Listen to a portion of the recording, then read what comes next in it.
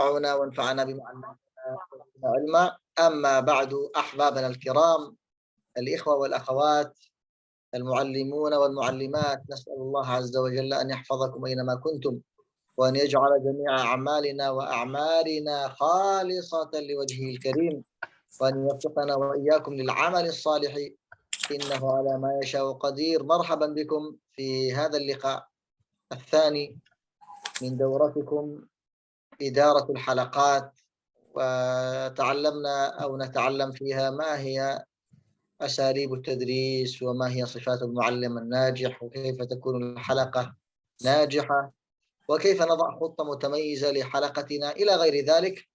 يعني نبدأ إن شاء الله في هذا اليوم وفي هذا اللقاء، أو نستمر ما بدأناه بالأمس من صفات المعلم الناجح.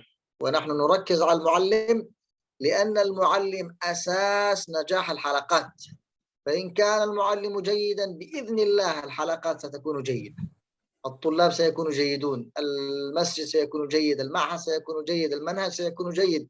فالمعلم هو المحرك الأساسي والعامل الأول في نجاح العملية التعليمية، وخصوصا في الحلقات القرآنية. نعم. طيب.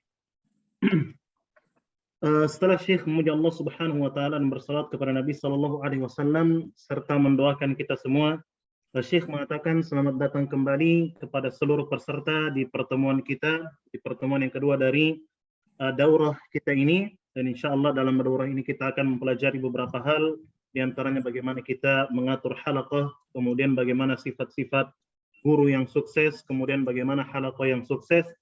Dan insya Allah pada pertemuan kali ini kita akan melanjutkan pembahasan kita tentang sifat guru yang sukses. Tentunya pembahasan kita terfokus dulu tentang guru ini karena guru merupakan asas dari kesuksesan suatu halaqah. Di mana ketika guru tersebut baik, maka halaqah akan menjadi baik. Dan ketika guru juga baik, murid-murid juga akan menjadi baik. Demikian pula ma'had akan menjadi baik. Maka dari itu fondasi pertama yang perlu diperbaiki adalah bagaimana membentuk guru yang baik. طيب بالأمس أيها الأحباب تكلمنا عن صفات المعلم، ولكن تكلمنا عن الصفات الذاتية. الآن ننتقل إلى صفات مهمة جدا للمعلم، وهي الصفات العلمية والفنية. هذه الصفات يعني أراها مهمة جدا لأنها تتعلق بالتعليم ذاته وبقوة المعلم نفسه، ولذلك سأتكلم بها بشكل سريع، وسأذكر بعض النقاط المهمة فقط لكي نستفيد منها إن شاء الله ونطور أنفسنا بها. أولها أن يكون المعلم قويا متمكنا جيدا متقنا حافظا. فحقيقة أكثر ضعف الحلقات سببها الأول المعلم ضعيف في التحسين، ضعيف في التلاوة، ضعيف في الحفظ، ضعيف في المتشابهات، ضعيف في إدارة الحلقات. كل هذا ينعكس سلبا على الحلقات. كما يقولون فاقد الشيء لا يعطيه. أنا أفقد الإتقان، كيف أريد أن يكون الطلاب متقنون؟ أنا لست قويا في التحسين، كيف أريد أن يكون طلابي متقنون في التحسين؟ إذن لا بد لك أيها المعلم أن تكون قويا في حفظك، قويا في إتقانك، قويا في تحسينك. فإن كنت كذلك فالحمد لله، وإن كنت ناقصا وينقصك بعض الشيء، من الآن ابدأ وطور نفسك. ماذا أفعل؟ مع من أقرأ؟ كيف أتعلم؟ كيف أتقن؟ كيف أحفظ؟ لابد أن يكون عندك خطة من الآن تبدأ بها، لا يأتي بإذن الله رمضان وأنت في المستوى الطيب والجيد الذي نريده في العمليات التعليمية. نعم. Baik. Kemarin kita telah membahas sekilas tentang sifat guru yang sukses. Walaupun kemarin pembahasan kita khusus tentang sifat zatiyah atau pribadi seorang guru. Sekarang kita akan membahas tentang sifat yang juga tidak kalah penting, yaitu berkaitan dengan kapabilitas keilmuan atau ilmiah dan faniyah, bagaimana seni guru tersebut dalam mengajar. Baik, ikhwas sekalian, kemudian hal ini sangat penting untuk diketahui karena ini berkaitan langsung dengan proses belajar mengajar. Maka dari itu sifat yang pertama yang perlu dimiliki oleh seorang guru berkaitan dengan sifat ilmiah, yaitu hendaknya seorang guru itu kuat dan profesional di dalam mengajar. Karena di antara sebab terbesar kegagalan suatu halaqah karena guru yang tidak profesional, entah dia lemah dalam beberapa hal, dalam tahsin, dalam hafalannya dan lain sebagainya. Ini merupakan sebab kegagalan suatu halaqah. Karena dalam kaidah disebutkan faqidus syai' la yu'ti. Orang yang tidak memiliki apa-apa tidak mungkin bisa memberi. Maka dari itu ketika kita menyadari diri kita, saya tidak bisa tahsin, saya tidak bisa tajwid, hafalan saya tidak bagus juga, bagaimana kita bisa menghasilkan murid-murid yang memiliki hafalan yang bagus, memiliki bacaan yang bagus kalau gurunya sendiri tidak baik. Maka dari itu seorang guru harus kuat dan profesional dalam hafalannya, dalam tajwidnya, dalam tahsinnya. Kalaulah kita mendapati diri kita termasuk orang yang profesional, maka alhamdulillah kita memuji Allah Subhanahu wa taala. Kalaupun kita mendapati diri kita sebaliknya, maka marilah dari sekarang kita berusaha semaksimal mungkin mengembangkan diri kita, belajar kepada guru lagi, mengupdate keilmuan kita, membuat perencanaan-perencanaan sehingga kita bisa menjadi lebih baik ke depannya. Baik. نعم أحبابنا الكرام الإخوة والأخوات المعلمون والمعلمات، من الصفات المهمة أيضا أن يتسم المعلم بالتجديد والتطوير في الأداء.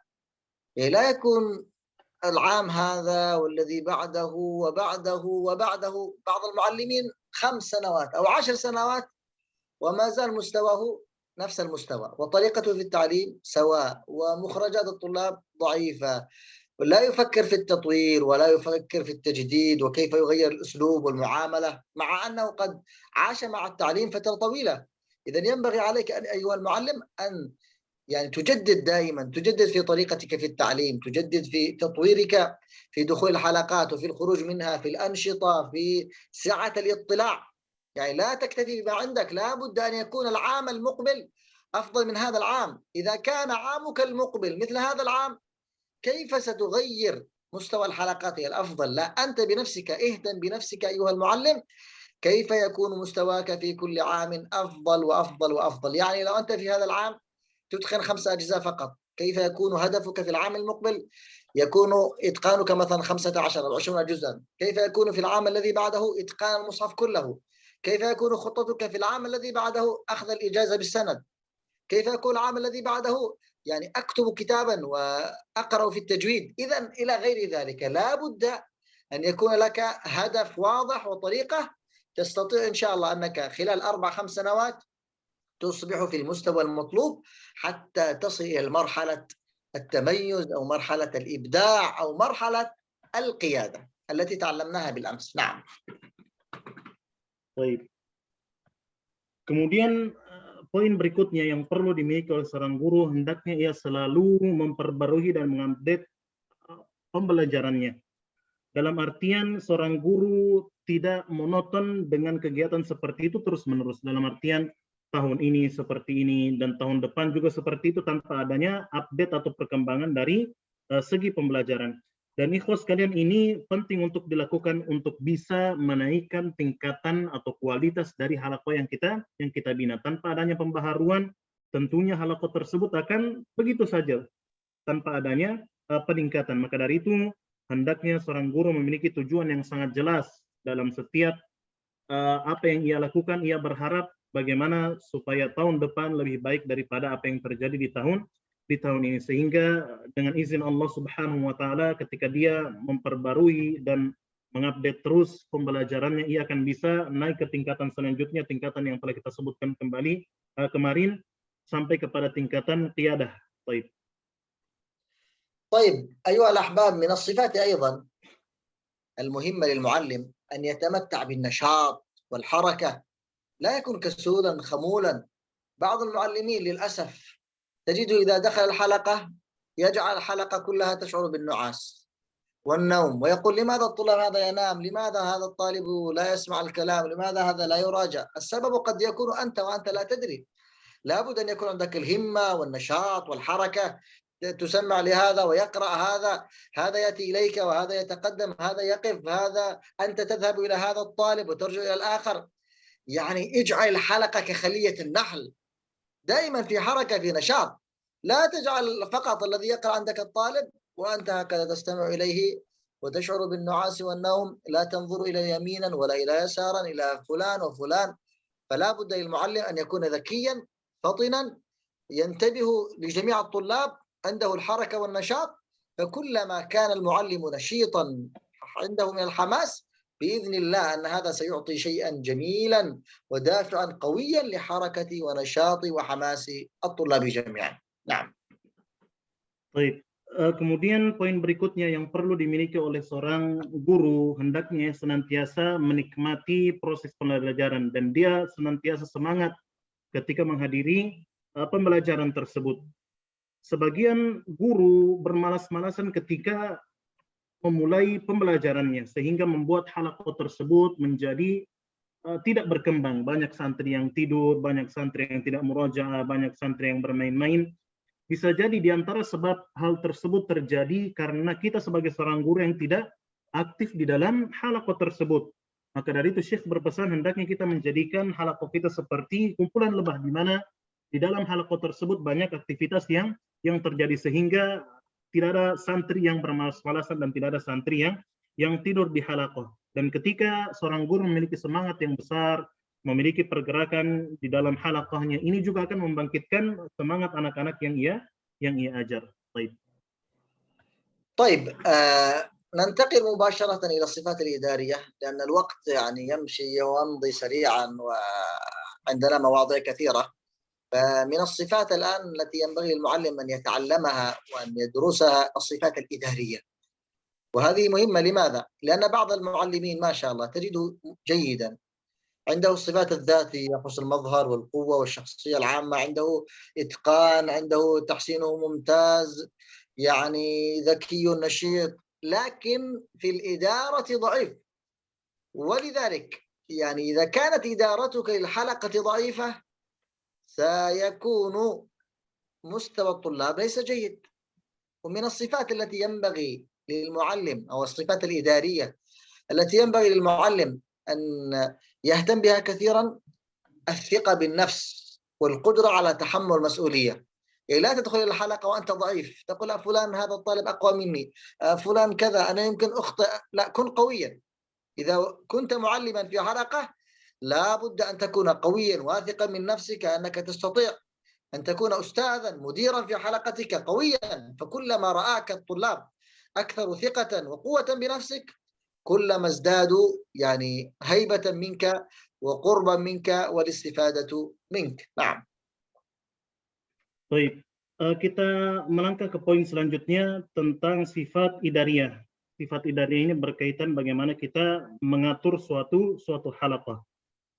Dan kita dapati sebagian guru mungkin sudah baik dalam sifat dzatiyahnya, dalam kepribadiannya dia sudah baik.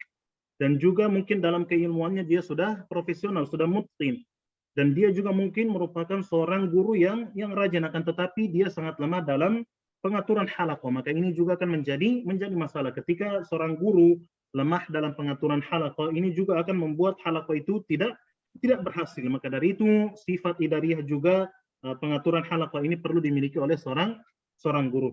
Maka dari itu di antara sifat idariyah yang perlu dimiliki oleh seorang guru, hendaknya ia percaya kepada dirinya sendiri bahwasanya ia mampu untuk membina dan membimbing halaqah tersebut. Jangan pernah ia mengatakan dalam dirinya bahwasanya fulan lebih baik daripada saya dan saya tidak pede untuk mengajar. Ini merupakan hal yang tidak baik, karena ketika seorang percaya diri dan percaya kepada dirinya bahwasanya dia mampu, ini akan menghidupkan halaqah dan akan membawa halaqah ke tahap yang lebih sukses. طيب، من الصفات الإدارية أيضا حسن إدارة الوقت، وهذه مهمة جدا ونراها نلاحظها كثيرا في المعاهد.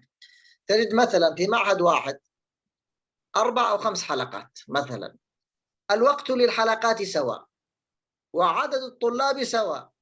هذا المعلم ينتهي من تسميع الطلاب جميعا حفظا وتلقينا ومراجعة وتحسينا وتجويدا، والآخر يقول الوقت لا يكفي، الوقت ضيق على الطلاب، ليس جيدا. ما الفرق بين هذا وذاك مع أن الجميع في معهد واحد والوقت واحد؟ السبب أن هذا يحسن إدارة الوقت والآخر لا يحسنه. كيف ذلك؟ البعض الذي لا يحسن إدارة الوقت قد يأتي الطلاب في الحلقة وينتظروا 10 دقائق، ربع ساعة، نصف ساعة حتى يأتي طالب ليقرأ. الذي يحسن إدارة الوقت يأتي أول ما يدخل في الحلقة يفتتحها، خلاص الطالب فلان سيقرأ الأول، الثاني هذا سيقرأ الثاني، فيأتي مباشرة ويقرأ الطلاب مباشرة. إذن حسن إدارة الوقت هذه مهمة جدا، لابد لا تجعل الوقت فراغ لك. الحلقة لطلابك وليست لك، ليست لمراجعتك، ليست لحفظك، لا، وقت الحلقة لطلابك، فاهتم بها وكن مديرا ناجحا في الوقت حتى تكون هناك ثمرة طيبة ويكفي الجميع. بل أن بعض الحلقات عدد الطلاب مثلا 15 وحلقة أخرى عدد الطلاب 10، فنجد أن المعلم الناجح الذي عدد طلابه 15 ينتهي من الخطة كلها، والذي عدد طلابه 10 أو 8 يقول الوقت لا يكفي ولا أستطيع ولا كذا. إذن ينبغي علينا أن نحرص على إدارة الوقت إدارة جيدة حتى ينتهي الوقت وقد انتهى جميع الطلاب من الحفظ والمراجعة والتلاوة إلى غير ذلك. نعم.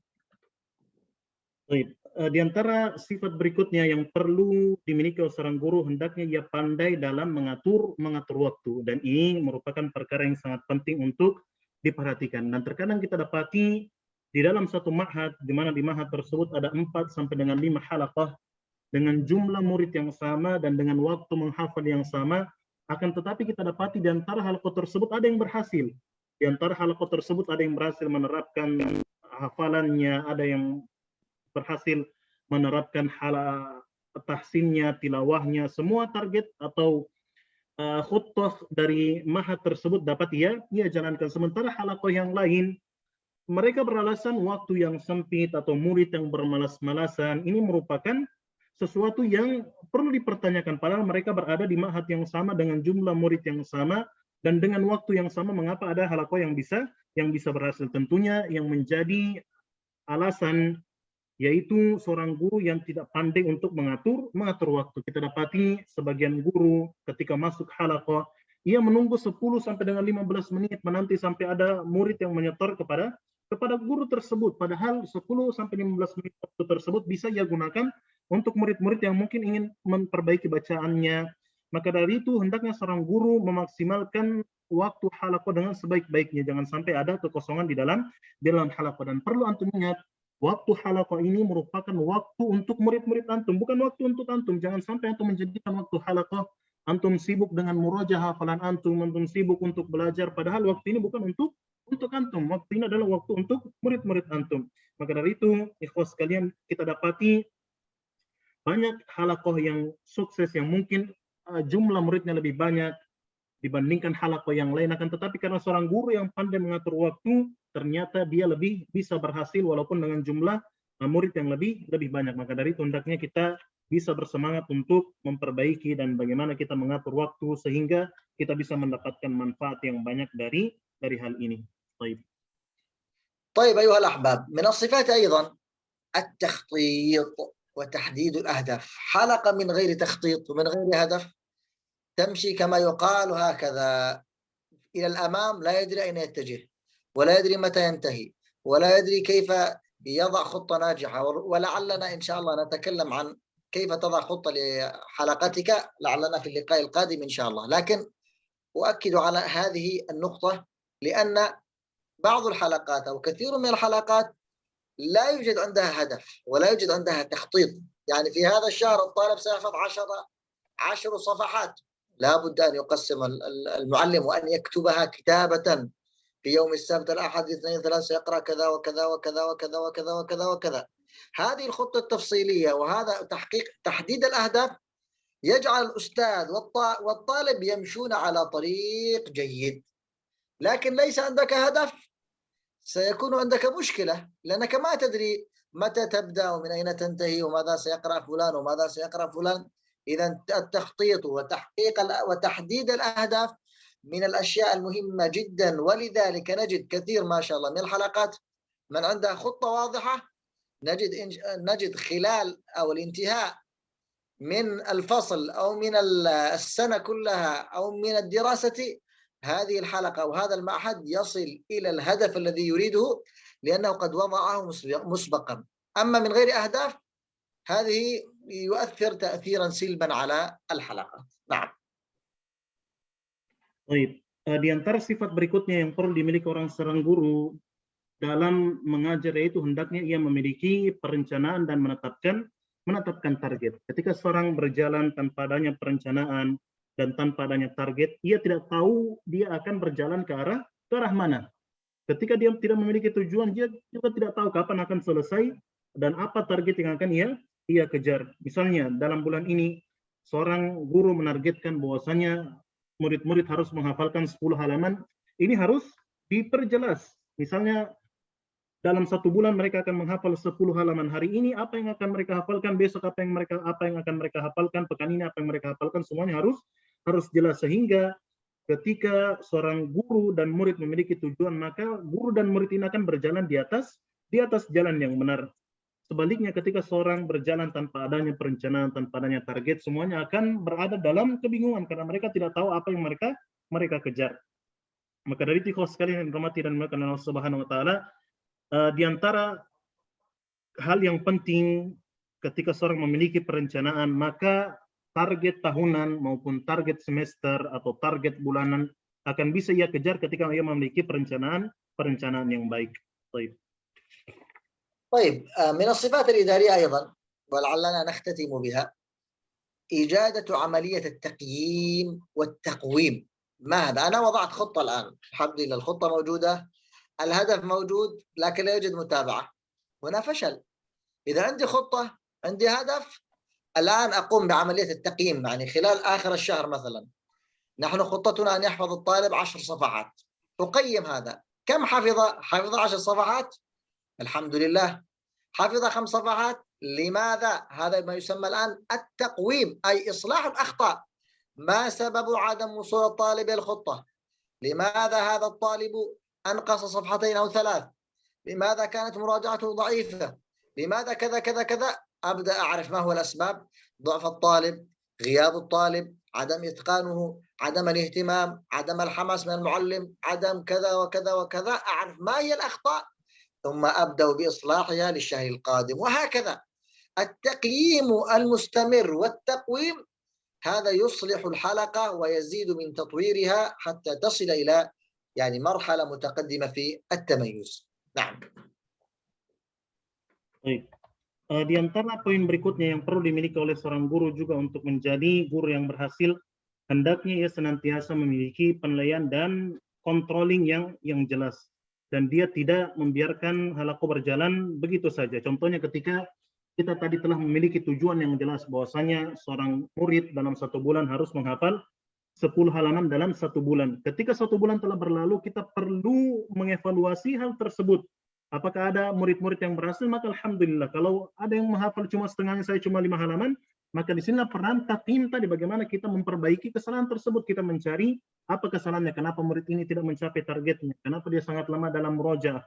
Bisa jadi di sana ada beberapa faktor, diantaranya mungkin murid tersebut bermalas-malasan, atau gurunya mungkin yang bermalas-malasan, atau ada masalah-masalah yang lain. Harus kita cari permasalahan tersebut dan kita perbaiki sehingga di bulan berikutnya kesalahan tersebut tidak akan terulang lagi. Dan ketika kita bisa mempraktekkan hal ini, insya Allah kita akan membentuk atau membina halaqah dengan tingkatan yang lebih tinggi lagi.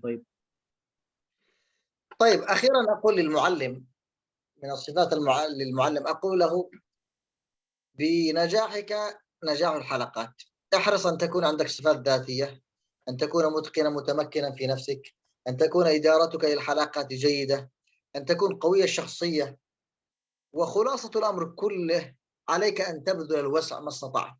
افعل كل ما تستطيع واعمل هذا العمل لله عز وجل. والله بإذن الله إذا أخلصت نيتك لله وطلبت العون من الله وابتغيت الأجر من الله وسعيت في ذلك، سيوفقك الله عز وجل للطريقة الجيدة في تعليم الطلاب، وسيوفقك الله عز وجل للنتيجة الطيبة والثمرة الطيبة من حفظ الطلاب وإتقانهم. فنقول أخلص لله واسعى واعمل بالسبب، وبإذن الله ستجد ثمرة قريبة ناجحة في الدنيا، وستجد بإذن الله كذلك ثمرة إلى قيام الساعة. نعم. Baik.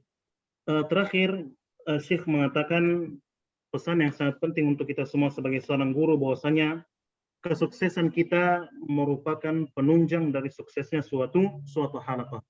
Ketika kita menjadi guru yang sukses, entah dari segi dzatiyah, kepribadian kita, dari segi ilmiah, keilmuan kita, kemudian kemungkinan kita, hal tersebut juga yang akan menjadi penunjang suksesnya halaqah yang kita bina. Maka dari itu, ikhwas sekalian, Syekh berpesan sebagai seorang guru, marilah kita mengorbankan semua apa yang kita bisa.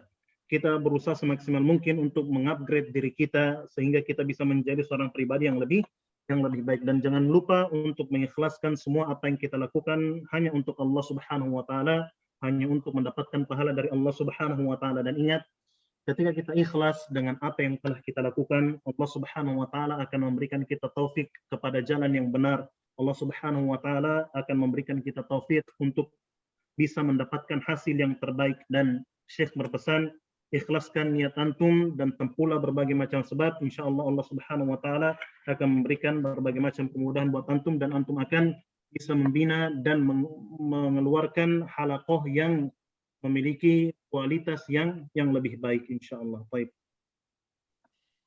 طيب أيها الإخوة المعلمون والأخوات المعلمات، بعد أن عرفنا بعض صفات المعلم الناجح، يعني نتكلم نحن وأنتم هكذا بشكل سريع على مواصفات الحلقة الناجحة. كيف أعرف أن هذه الحلقة جيدة أو ليست جيدة؟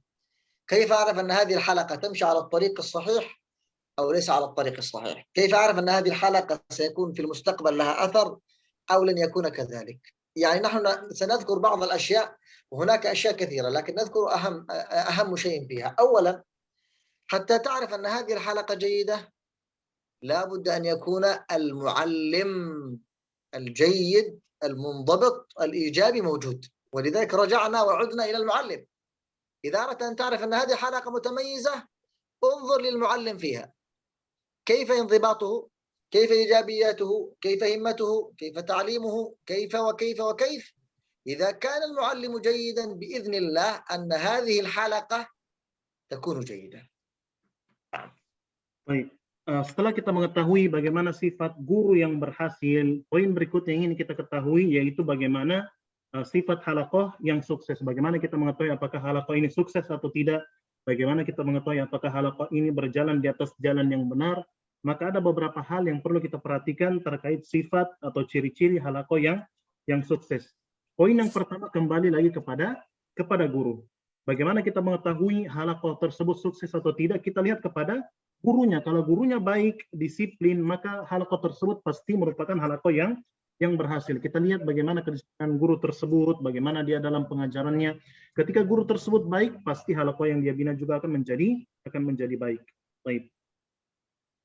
طيب، من صفات الحلقة النموذجية التي إن شاء الله تكون كذلك حلقاتكم، هناك موعد منضبط في بدء التدريس وانتهائه.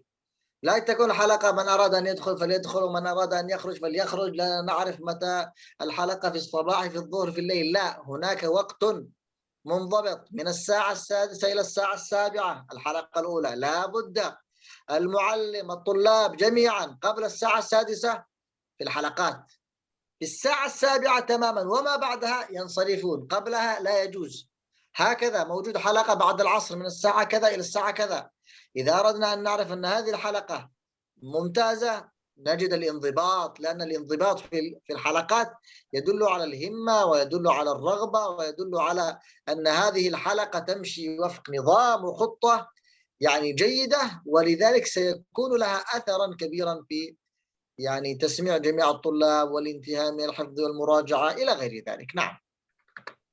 Baik, kemudian di antara ciri berikutnya halaqah permisalan, insyaallah halaqah yang pembina juga termasuk di dalamnya, yaitu halaqah tersebut memiliki jadwal yang jelas dan jadwal yang disiplin. Jadwal yang jelas kapan halaqah tersebut dimulai dan kapan berakhirnya, dari jam sekian sampai jam sekian, di mana ketika ada waktu yang telah ditetapkan, seorang murid harus masuk sebelum waktu tersebut dan tidak boleh keluar sebelum berakhirnya waktu tersebut. Dan ikhwas sekalian, kedisiplinan yang ada pada halaqah ini menunjukkan bahwasanya halaqah tersebut merupakan halaqah yang berhasil.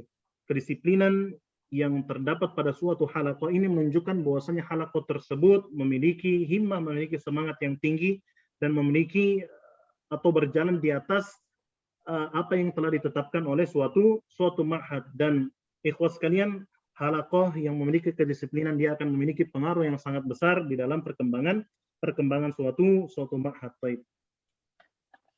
نعم، من الصفات أيضا لهذه الحلقة الجيدة أن تكون هناك خطة مدروسة ومدونة يقوم المعلم بتنفيذها، يعني خطة في الحفظ، خطة في التجويد، خطة في الأنشطة.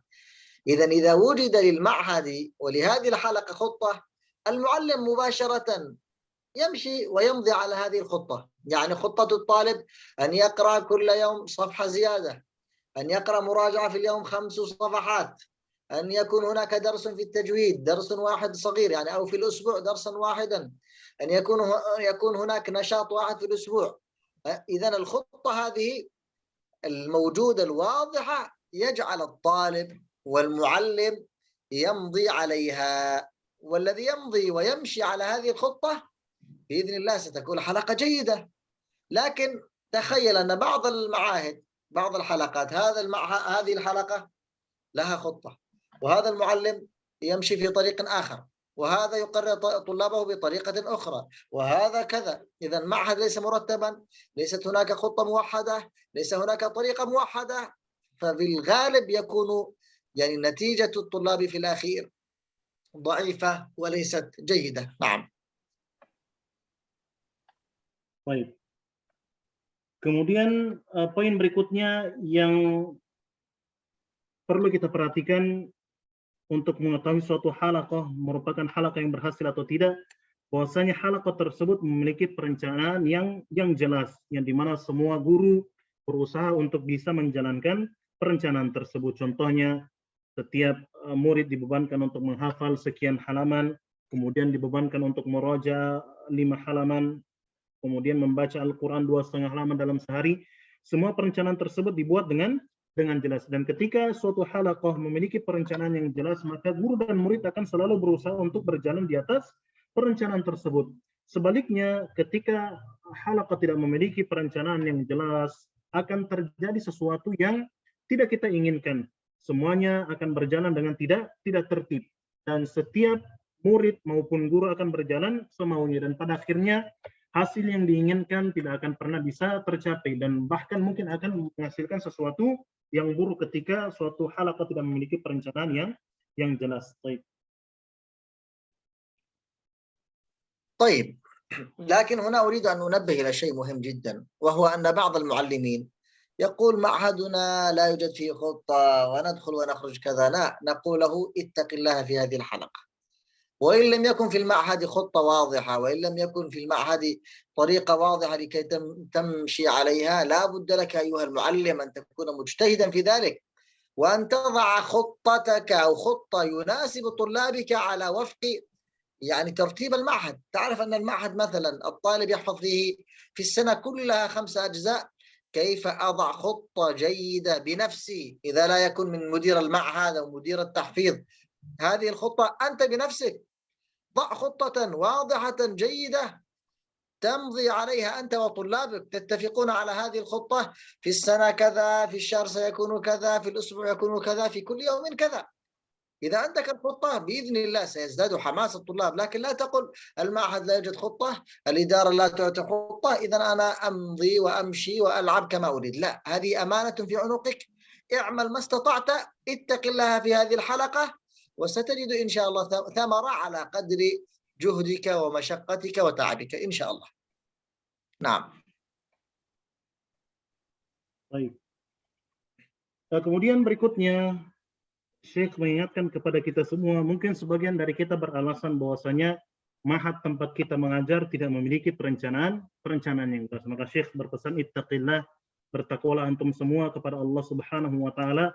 Jangan antum pernah beralasan dengan hal seperti itu. Hendaknya ketika memang ma'had atau suatu pesantren tidak memiliki perencanaan, antum berusaha, berijtihad, bersungguh-sungguh untuk menetapkan suatu perencanaan untuk halaqah antum yang sesuai dengan target suatu pesantren. Contohnya, dalam suatu pesantren mereka menargetkan bahwasanya santri-santri akan menghafalkan sekian juz dalam beberapa tahun. Maka antum bisa membuat perencanaan yang jelas. Tahun ini mereka menghafal juz ini, bulan ini mereka menghafal ini, pekan ini, dan hari ini mereka menghafal ini. Antum memiliki perencanaan yang jelas yang antum sesuaikan dengan target suatu pesantren. Dan jangan antum pernah beralasan bahwasanya tempat saya mengajar atau pesantren tempat saya mengajar tidak ada perencanaan, maka saya berjalan sesuai keinginan saya. Semau saya berjalan karena pesantren beliau tidak memiliki perencanaan.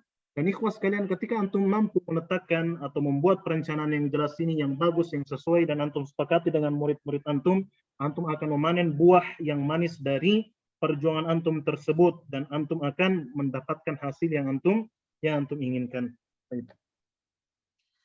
طيب، من الصفات أيضا أيها المعلمون والمعلمات لهذه الحلقة الجيدة أن يكون هناك سجل متابعة. لا تمضي هذه الحلقة من غير أن يكتب كل يوم المعلم ماذا قرأ في الحفظ، وماذا قرأ في المراجعة، وماذا قرأ في التلقين.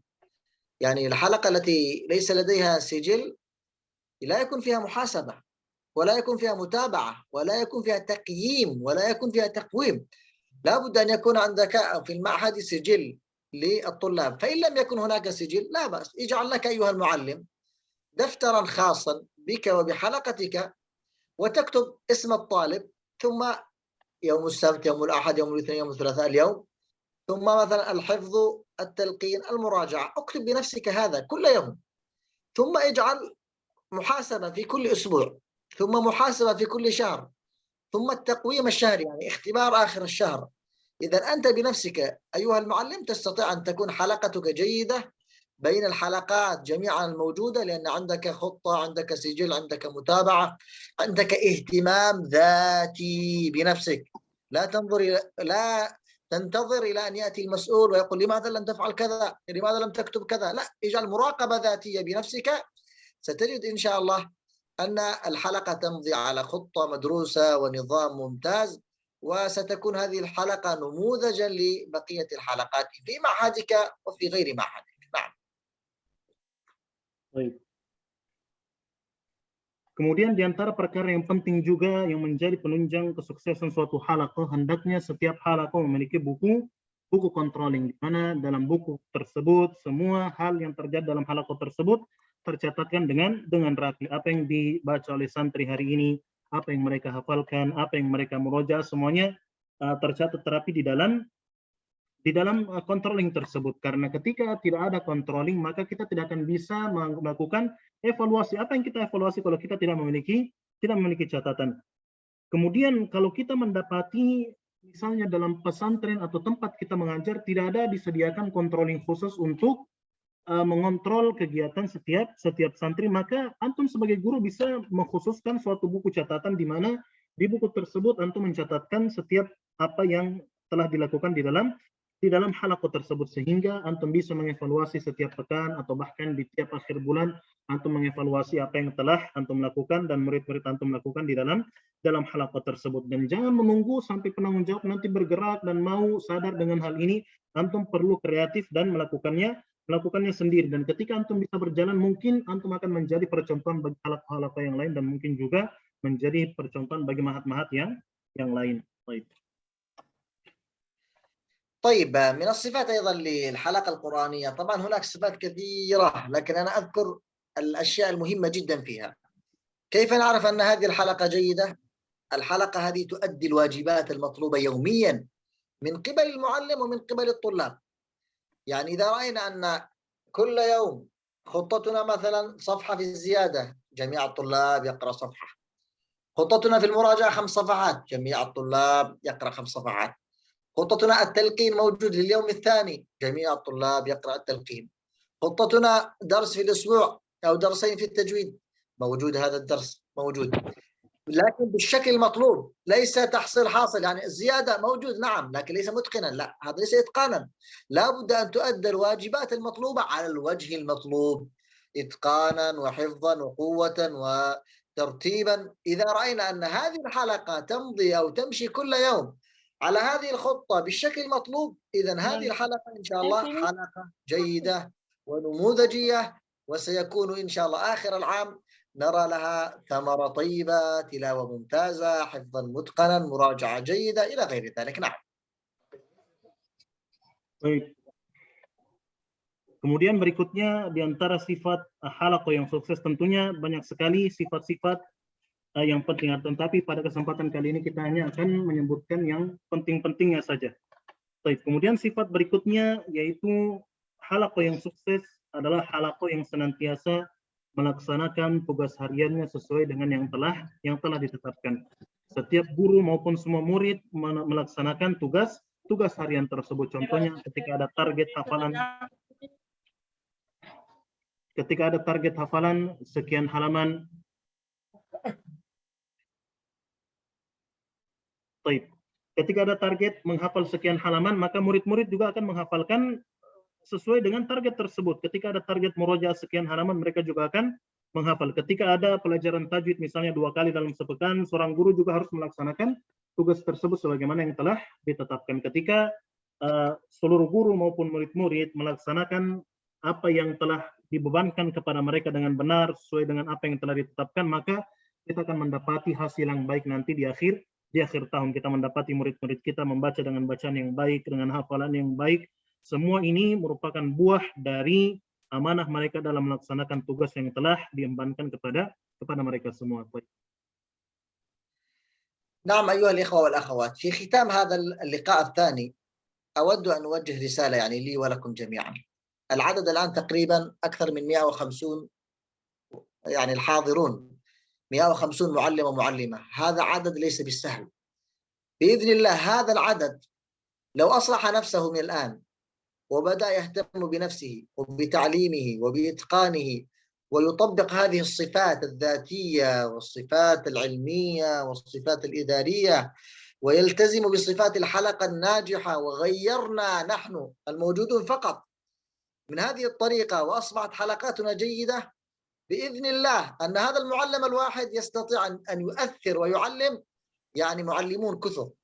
وهؤلاء 150 ربما بعد عام من الآن أو عامين سنجد أن الذي استفادوا منكم يا 150 ربما 1500 معلم، وهذا عدد ليس بالقليل. وهكذا يكتب الله عز وجل لكم الأجر، ولعل واحدا منكم صاحب همة وقوة يستطيع أن يغير معهده كله من خلال هذه اللقاءات، يستطيع أن يغير معهده وأن يضع خطة وبرنامج وترتيب يعني جيد لهذه الحلقات، ويكون سببا في التغيير ويكون سببا في إصلاح المعهد كله. نسأل الله عز وجل أن يستخدمنا لفعل الخيرات، وأن يوفقنا لإدارة الحلقات بالطريقة الجيدة، وأن يرفع همتنا، وأن يجعل همنا هم أمة، وأن ينفع بنا وبكم أجمعين.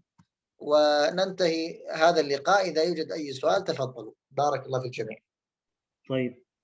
Di akhir dari pertemuan kita pada kesempatan kali ini, Syekh ingin berpesan kepada kita semua. Di sini yang hadir ada kurang lebih 150 orang. Ketika kita memulai dari diri kita, dengan jumlah 150 orang ini kita memperbaiki diri kita, kemudian kita menerapkan apa yang telah kita pelajari berupa sifat zatiyah, sifat pribadi, kemudian kita juga menerapkan sifat ilmiah. Demikian pula kita berusaha menerapkan ciri-ciri atau sifat halaqah yang sukses di dalam halaqah yang kita bina. Insya Allah ini akan menjadi sesuatu yang sangat baik, bahkan mungkin akan menjadi percontohan dan mungkin akan membawa perubahan dan memberikan pengaruh bagi kurang lebih 1.500 orang yang akan atau yang berada di sekitar kita mendapatkan pengaruh yang baik dari apa yang telah kita terapkan. Dan ikhwas sekalian, ketika kita mampu menerapkan apa yang telah kita pelajari dalam dua pertemuan ini, insya Allah kita akan bisa merubah atau membawa perubahan terhadap pesantren yang kita bina. Kita menerapkan perencanaan dan apa yang telah kita pelajari juga,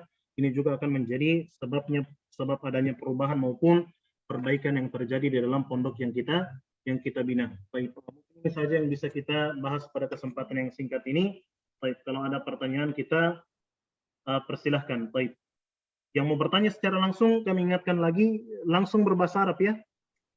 Kalau tidak bisa berbahasa Arab, silahkan pertanyaannya ditulis lewat kolom chat saja. Baik, barakallahu fiik.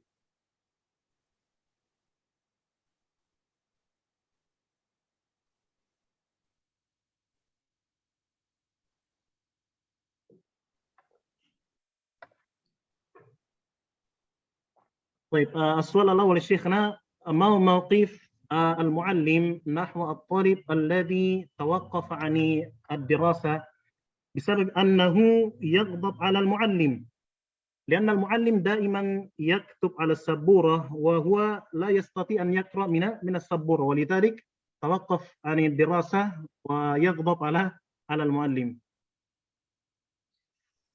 يغضب على المعلم لأن المعلم كان شديدا عليه، أليس كذلك؟ طيب.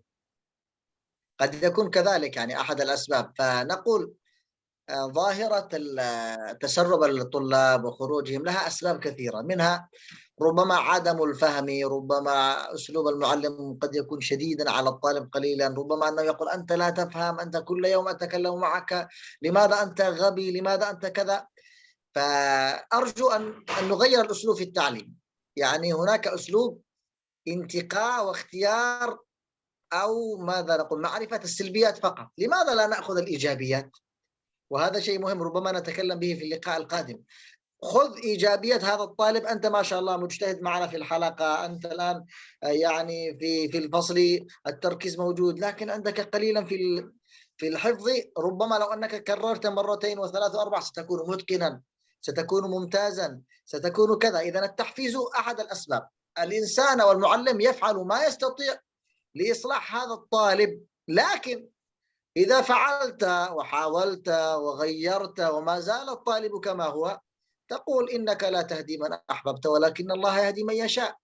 فعلت بالذي استطعت، تقول معذرة إلى الله عز وجل، فعلت كل ما أستطيع. لا تكن أنت السبب في خروج هذا الطالب من هذه الحلقة أو من هذا الفصل. نعم. Baik, pertanyaan yang pertama dari APH Fidyati Amalia. Bagaimana sikap terhadap seorang murid yang ngambek karena tidak mau ikut halaqah karena kesulitan penglihatan? Syekh mengatakan bahwasanya banyak sebab yang menyebabkan seorang murid berhenti atau tidak ikut lagi dalam pembelajaran kita. Dan mungkin bisa kita mulai evaluasi dari diri kita sendiri. Mungkin kita yang terlalu keras atau sering mengatakan sesuatu yang tidak baik kepada murid kita itu sehingga ia berhenti. Mungkin kita mengatakan dia tidak paham ketika dijelaskan. Maka kita perlu merubah metode mengajar kita sehingga murid-murid tersebut tidak merasa tertekan dengan apa yang kita lakukan. Dan diantaranya juga bisa kita memotivasi murid-murid yang kita ajar. Contohnya kita memuji hal-hal yang baik yang ada pada dirinya. Kita mengatakan antum sudah baik, tapi mungkin antum kurang dari segi ini. Kalau antum begini, insya Allah antum akan menjadi lebih baik. Kemudian Syekh berpesan juga hendaknya seorang guru melakukan segala sesuatu yang ia bisa untuk bisa memperbaiki murid yang ia ajarkan. Akan tetapi ketika dia sudah melakukan hal atau apapun usaha yang dilakukan semaksimal mungkin, akan tetapi murid tersebut juga tidak bisa berubah, maka kita katakan innaka la tahdi man ahbabta walakin Allah yahdi man yasha. Kita tidak akan bisa berikan hidayah kepada orang yang kita inginkan atau yang kita cintai, akan tetapi hidayah tersebut datangnya dari Allah Subhanahu wa taala.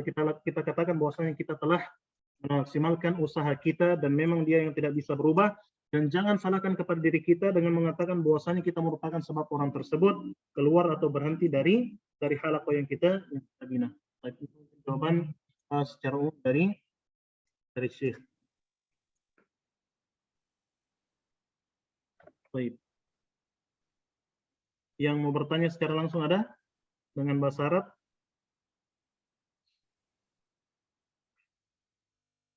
Silakan. Baik. Siapa tadi? Ya, mungkin mau bertanya terkait cara kita membuat kurikulum dalam pembelajaran halaqah Al-Quran untuk taman pengajian Al-Quran bagi anak-anak.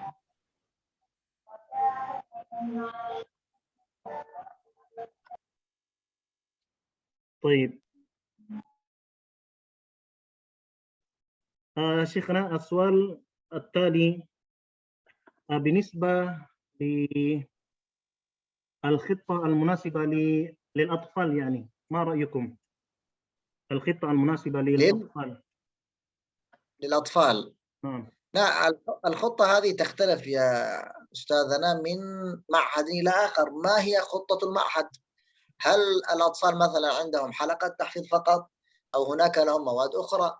إذا يختلف، لكن بشكل عام الأطفال دائما نقول التركيز يكون في البداية على التلقين كثيرا، لأنه ما يعرف همة بذاته أو أنه سيقرأ بذاته، لا، التلقين يعتمد على التلقين. أما خطتهم كم يحفظ وكم يتقن هذا يختلف من معهد إلى آخر. بعض المعاهد مثلا يحفظ في العام كله جزء واحد، والبعض جزئين، البعض ثلاثة، البعض نصف جزء. فتركيزك للطالب أكثر في خطتك من التلقين المباشر. يعني يقرأ الأستاذ، الطلاب الصغار يستمعون إليه، ثم يقرأ وهم يقرؤون معه، ثم يكرر وهم يكررون معه، ثم يجعل المتميز منهم هو الذي يعني يقرأ بداية، وهكذا. إذا طريقة التلقين والسماع للطلاب الصغار من أهم الأشياء التي تنفعهم، والله أعلم. Baik, kemudian jawaban dari pertanyaan yang tadi terkait kurikulum untuk anak-anak, maka Syekh mengatakan ini bisa jadi berbeda-beda dari setiap murid yang kita ajarkan, karena mungkin ada yang membina TPA yang khusus untuk menghafal saja, ataupun ada TPA yang mungkin menyelipkan materi-materi yang lain. Tetapi secara umum Syekh mengatakan bahwasanya untuk anak-anak maka kita fokus dengan mentalkinkan apa yang akan mereka hafalkan. Adapun berapa kadar yang akan mereka hafalkan ini berbeda-beda tergantung dari kebijakan tempat kita mengajar. Maka Syekh berpesan untuk anak-anak memang metode yang paling cocok yaitu mentalkinkan kepada murid-murid, di mana Ustadz membaca, kemudian murid-murid tersebut mengikuti bacaan sang Ustadz. Ketika atau setelah itu seorang Ustadz atau guru memilih di antara murid-murid tersebut yang mungkin memiliki bacaan yang baik, maka dia yang pertama kali persilakan untuk membaca secara sendiri-sendiri. Ini mungkin jawaban atau apa yang bisa Anda tangkap dari jawaban Syekh tadi. Asma Mutahhir. Silakan. حياك الله يا شيخ. أريد أن أسأل مثلا إذا هناك معلمة تدرس في معهد من المعاهد وهي تشعر أن النظام في هذا المعهد غير جيد، مثلا الطالبة لابد أن تحفظ 4 صفحات أو أكثر من في اليوم، ويعني النظام لا يهتم بالمراجعة، فالطالبة لابد أن تختم 30 جزءا أولا، بعد ذلك تراجع. فإذا هناك معلمة تريد أن تغير هذا النظام، يعني على الأقل في حلقتين، ولكن المعهد يرفض، لابد أن تتبعي هذا النظام. فما هي الأشياء ممكن أن تفعل هذه المعلمة؟ جزاك الله خير.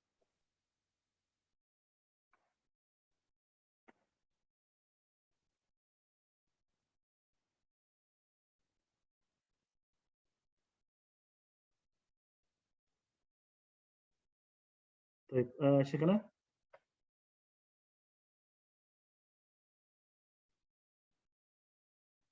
Sepertinya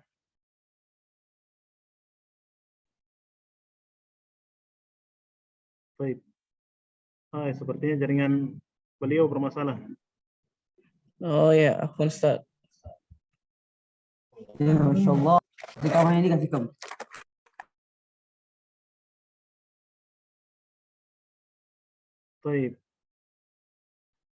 Sepertinya beliau keluar dari Zoom. Kayu.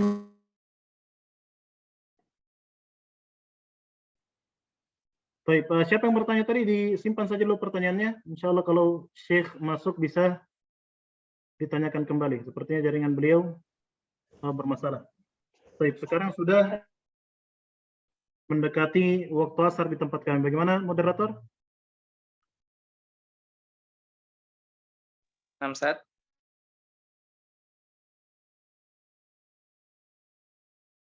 Mungkin kita tunggu beberapa menit dulu. Ya, tunggu mungkin dulu beberapa menit, Ustaz. Kalau memang Syekh tidak kembali, kita tutup saja. Yang punya pertanyaan, شيخنا؟ نعم العفو، عندي انقطع النت لا أدري لماذا. سمعتم السؤال؟ سمعت بداية السؤال أنه يعني قد بعض الحلقات تهتم بالحفظ أكثر من المراجعة إلى هنا، لكن لا أدري ماذا بقي بعدها. هل بقي شيء؟ هل هذا هو السؤال أو لم أفهم جيدا؟ ممكن هو تكرر يريد له. أن يغير نظام المعهد يعني، ولكن المعهد يرفض ولا يقبل الاقتراح من هذا المعلم، ولابد عليه أن يتبع خطة المعهد. نعم، سؤالها جيد جدا، وهذا يعانيه كثير من المعلمين. لكن نقول نحن كما قلنا لكم سابقا: اتقوا الله ما استطعتم. أنا سأحاول أن أغير وأحاول أن أرتب، لكن بالطريقة الجيدة وبالأسلوب الممتاز. يعني لا أكون إلى المعهد أقول معهدكم ليس جيدا، طريقته ليست جيدة. لا، الأصل في المعلم ألا ييأس. يعني إذا أرى أن هذه الطريقة ليست جيدة، وفعلا كثير من المعاهد يهتم بالحفظ فقط، أهم شيء أن ينتهي فقط، يستمر، ليس مهمة المراجعة. أهم شيء أن يخرج الطالب واسمه حافظ، وهذا ما نجده في معاهدنا. يأتي طلاب إلينا اسمه حافظ، قد حفظ 30 جزءا، فإذا اختبرناه للأسف لا نجد إلا فقط كلمة حافظ، أما الحفظ ما يوجد شيء. فماذا يفعل المعلم في هذه الطريقة؟ ما أنصحه أن يخرج إلا إذا كان وجد معهدا فعلا يهتم بالقرآن يتفضل، لكن غير، اعطي النصيحة مرة ثم مرة أخرى بطريقة جيدة، ثم أنت تطبق مع بعض طلابك ليروا الثمرة الطيبة. فربما إن طرق المعلم مرة ومرتين وثلاث وأربع وخمس لم ييأس، بإذن الله سيجد يعني ولو بعد حين أن هذا المعهد يستجيب له. لكن إن لم يجد فائدة وفعل ما استطاع، هذا برأ ذمته أمام الله، ولم بإذن الله لا يحاسب الله عز وجل لأنه فعل ما استطاع. وإذا وجد مكان آخر يهتم بالقرآن ويهتم بالإتقان فينتقل منها، لا بأس به. لكن هذا في آخر شيء أقول يعني. نعم. Baik. Jadi tadi secara singkat pertanyaannya bagaimana dengan seorang guru yang mengajar di suatu pesantren, akan tetapi di pesantren tersebut memiliki peraturan yang mungkin tidak cocok dengan guru tersebut, di mana pesantren tersebut hanya fokus hafalan saja tanpa memperhatikan murojaah. Ketika sang guru juga menyarankan untuk merubah metodenya, akan tetapi pesantren tersebut menolak saran dari guru tersebut. Maka Syekh mengatakan ittaqullaha mastata'tum, bertakwalah kepada Allah semampu kalian, dan hukum asalnya seorang guru tidak boleh berputus asa dengan keadaan apapun yang ia hadapi. Dan ini memang kita dapati di sebagian besar pesantren, banyak yang fokus mengejar dan menambah hafalan saja tanpa memperhatikan murojaah, sehingga kata Syekh banyak yang datang kepada beliau dengan membawa nama hafiz saja, akan tetapi ketika diuji hafalannya tidak ada sama sekali. Maka dari itu Syekh berpesan, ketika kita mengajar di pesantren yang seperti ini, hukum asalnya kita jangan keluar, kecuali kita mendapati pesantren yang lain yang mungkin lebih baik, yang sesuai dengan keinginan kita, mungkin kita bisa mempertimbangkan lagi. Tetapi asalnya kita tidak boleh keluar dulu. Kemudian kita menyarankan kembali atau berulang kali menyarankan kepada pihak pondok. Kalau diterima alhamdulillah, kalaupun tidak kita coba menerapkan apa yang telah kita sarankan tadi dalam hal apa yang kita bina, sehingga mungkin pihak pesantren ketika melihat adanya pengaruh atau hasil yang positif dari apa yang telah kita terapkan, mereka tergerak untuk bisa merubah kebijakannya. Tetapi ketika kita telah berusaha semaksimal mungkin dan juga pesantren tidak mau berubah, maka ini sudah di luar tanggung jawab kita, dan Allah tidak akan menghisap kita karena kita sudah berusaha semaksimal mungkin memberikan yang terbaik. Baik. Kemudian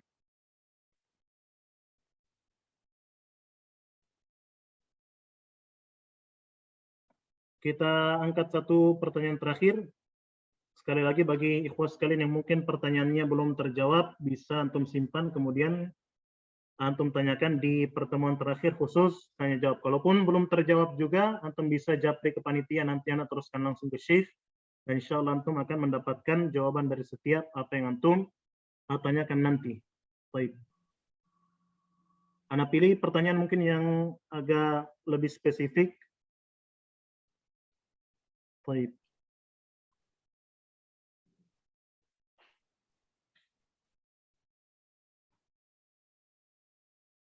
Kalau bisa antum ketika bertanya bisa antum ringkas saja pertanyaannya ya.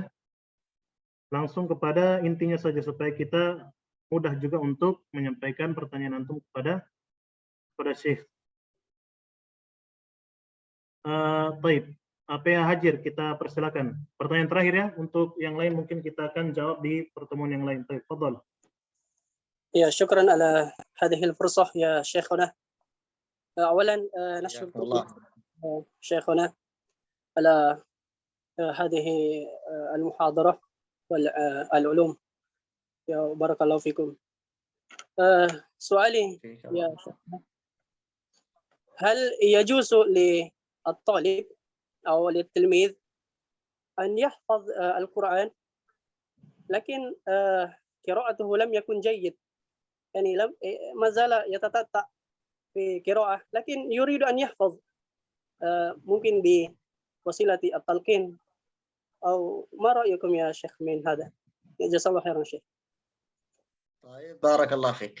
يقول بالنسبة للطالب الذي ممكن تلاوته ليست متقنة ويريد أن يحفظ، أولا ننصحه أن يجاهد نفسه بأن يصلح تلاوته، ولا بأس التعتعة هذه لها أجر بل أجور عند الله عز وجل. النبي صلى الله عليه وسلم قال: الذي يقرأ القرآن ويتتعتع فيه له أجران، أجر المشقة وأجر القراءة. يعني نحن أولا نبين له أن هذا الطريق الذي أنت شاق عليك وتتعتع فيه لا بأس لك أجورا كثيرة، لكن ننصحه أولا أن يهتم بأن يصلح اللسان ما استطاع، أن يأتي إلى أستاذ متقن جيد، أن يستمع إلى شيخ متقن.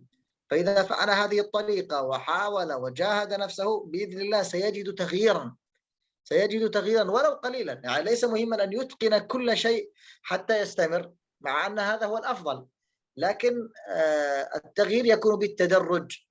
يعني لو أتقن قليلا في المستوى الأول ثم في الجزء الثاني أصبح مستوى أفضل، ثم الجزء الثالث، ثم الخامس، ثم العاشر.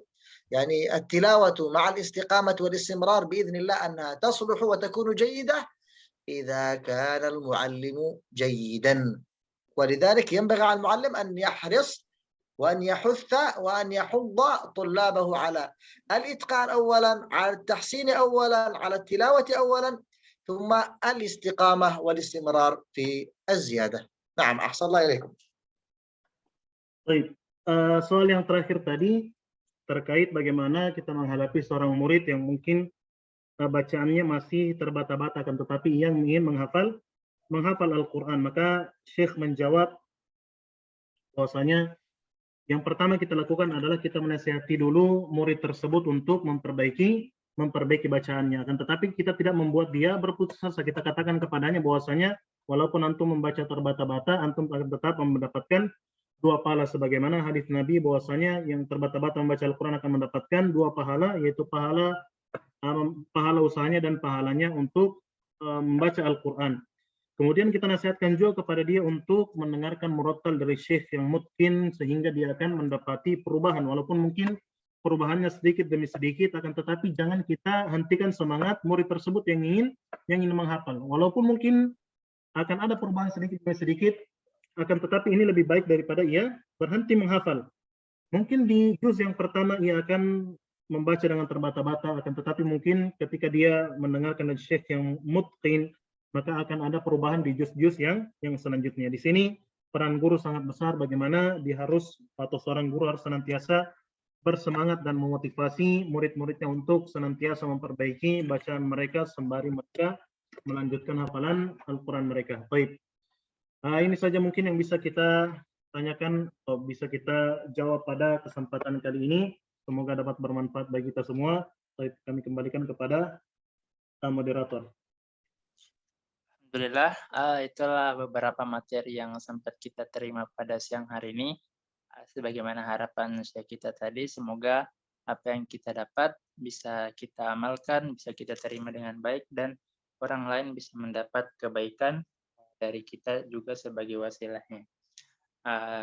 Ya juga kami mohon maaf ya, ini akibatkan perbedaan waktu daerah kita, sehingga beberapa jawaban dari ikhwan dan akhwat sekalian masih banyak yang belum bisa terjawabkan secara langsung, tapi insya Allah tetap sampaikan di grup masing-masing. Insya Allah kita usahakan setiap pertanyaan dari antum dan antuna semua akan dijawab oleh Syekh. Itu saja untuk pertemuan kita pada siang hari ini. Kita tutup dengan doa kafaratul majelis. Subhanakallahumma wa bihamdik, asyhadu an la ilaha illa anta, astaghfiruka wa atubu ilaik. Sampai jumpa di pekan depan. Assalamualaikum warahmatullahi wabarakatuh. Waalaikumsalam warahmatullahi wabarakatuh. Jazakallah khairan. Jazakallah khairan.